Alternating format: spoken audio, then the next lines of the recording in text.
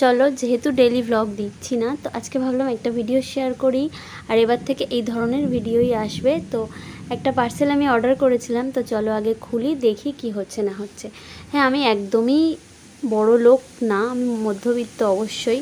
তো 1000-1200 টাকা দিয়ে একটা জামা কেনা আমার কাছে বিলাসিতা মাত্র। আমার সত্যিই ভালো লাগে না। আমার সেই 1200 টাকায় বা 1000 টাকায় দুটো জামা হয়ে যাবে, আর সেটাতেই আমি কমফোর্ট, আমার সেটাই বেশি ভালো লাগে। তো এই জামাটা আমার অফারে আমি পেয়েছি। এটা বেশি দাম নয়, মানে যে দামটা তার থেকে অফারে একদম খুব বেশি যে ডিসকাউন্ট পেয়েছি সেটা না। আমি এই জামাটা নিয়েছি মাত্র 331 দিয়ে, মানে 331 টাকা দিয়ে।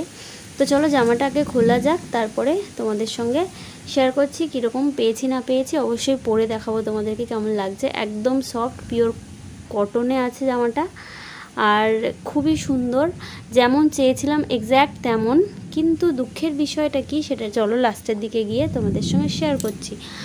আর আমার মতো কারা কারা শপিং করতে পছন্দ করো অবশ্যই কমেন্ট বক্সে জানিও।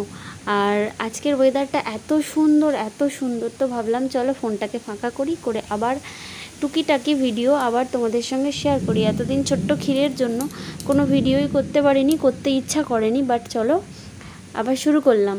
তো জামাটা পরেছি, দেখো কেমন লাগছে। তো এই যে জামাটা পরার পরে এরকম লাগছে, আর জামাটা পরেছি তোমরা দেখতেই পাচ্ছ।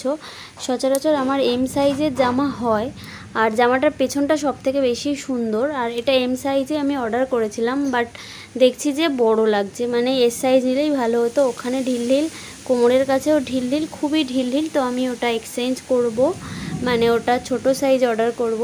তো আজকের ভিডিওটা এইটুকুই শেষ করলাম। পরে আরও একটা